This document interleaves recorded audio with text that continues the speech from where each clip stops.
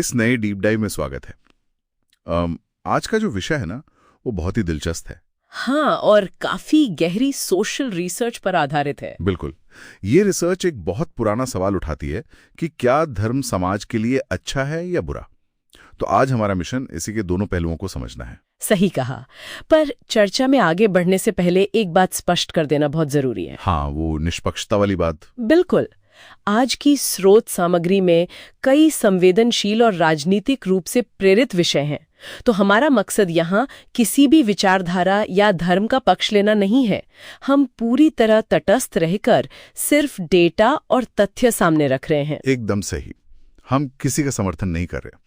तो ठीक है, चलिए इसे समझते हैं। अगर हम समाजशास्त्री एमिल दुर्खीम के नजरिए से देखें तो धर्म का मुख्य काम समाज को एकजुट करना है।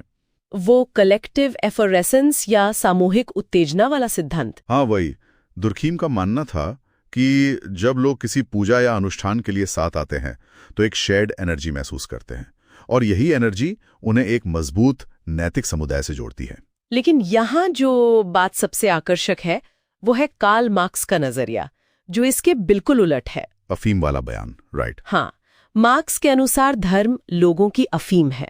उनका मानना था कि धर्म एक झूठा भ्रम या मिथ्या चेतना पैदा करता है, जिससे ताकतवर वर्ग शोषितों को आसानी से कंट्रोल कर सके। मतलब वो उन्हें यकीन दिला देते हैं कि उनकी गरीबी बस ईश्वर की मर्जी है। एग्जैक्टली, ताकि वो कभी बगावत करने की सोचे ना। मार्क्स का नजरिया दिलचस्प तो है, पर अगर हम जमीन पर देखें तो धर्म की वजह से बहुत सी निस्वार्थ सेवा भी होती है। वो तो है। जैसे स्रोत के आंकड़े बताते हैं कि भारत में कैथोलिक हेल्थ एसोसिएशन हर साल लगभग 2.1 करोड़ मरीजों के इलाज करता है, और सिख धर्म के लंगर की परंपरा को ही देख लीजिए। यो बिना किसी भेदभाव के समानता को बढ़ावा देती है। और सिर्फ सेवा ही नहीं, पर्यावरण संरक्षण में भी धर्म की बहुत बड़ी भूमिका रही है। कोई ऐतिहासिक उदाहरण है इसका? बिल्कुल। 1730 का एक शानदार उदाहरण है राजस्थान का। वहां खेजड़ी के पेड़ों को कटने से बचाने के लिए 363 बिश्नोइयों ने अपना बलिदान दे दिया था। 363? ये तो बहुत बड़ा आंकड़ा है। हाँ, ये दिखाता है कि प्रकृति को पवित्र मानना उसे विनाश से कैसे बचा सकता है। लेकिन यहाँ बात वास्तव में बहुत दिलचस्प हो जाती है, क्योंकि जहां धर्म जीवन बचाता है, वहीं इसका एक बहुत ही गहरा नकारात्मक पक्ष भी है। हाँ, और स्रोत इस पर भी काफी रोशनी डालता है। स्रोत के अनुसार 1947 के विभाजन में धार्मिक आधार पर लगभग 10 लाख जाने गईं, और सदियों तक जाति और लिंग आधारित भेदभाव को धार्मिक ग्रंथों के जरिए ही सही ठहराया गया। और अगर हम इसे बड़ी तस्वीर से जोड़ें तो विज्ञान और धर्म का ऐतिहासिक टकराव भी सामने आता है। जैसे गैलीलियो का मामला। बिल्कुल। गैलीलियो को सच बोलने पर सजा मिलने से लेकर आधुनिक भारत में टीकों का जो विरोध होता है, ये टकराव काफी स्पष्ट है। पर इसमें एक विरोधाभास भी है ना? हाँ, एक अनोखी बात है। इसरो के महत्वपूर्ण मिशनों से पहले होने वाली पूजा को ही ले लीजिए।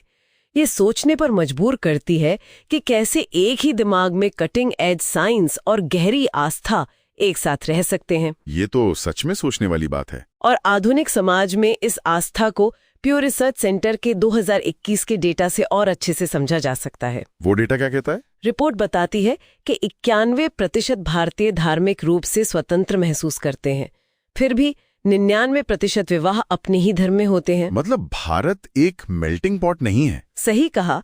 ये एक मेल्टिंग पॉट नहीं, बल्कि एक पैचवर्क फैब्रिक है, जहां समाज अलग अलग टुकड़ों में गहराई से बटा हुआ है। और ये पैचवर्क फैब्रिक सिर्फ समाज पर नहीं, अर्थव्यवस्था पर भी असर डालता है।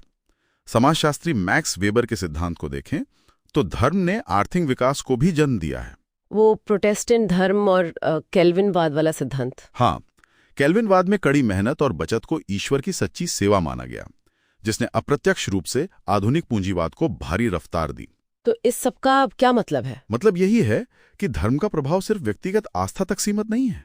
यह हमारे अर्थशास्त्र, पर्यावरण, स्वास्थ्य और रोजमर्रा के फैसलों को आकार देता है। और इस जानकारी से भरी दुनिया में इसके दोहरे प्रभाव को समझना बहुत जरूरी है। बिल्कुल।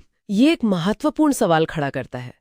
यदि आधुनिक समाज में पारंपरिक धर्म धीरे धीरे कमजोर होता है, तो क्या राष्ट्रवाद या मानवाधिकार जैसी नई धर्मनिरपेक्ष विचारधाराएं समाज को उसी गहराई से जोड़ या विभाजित कर पाएंगी जैसे धर्म ने सदियों से किया है?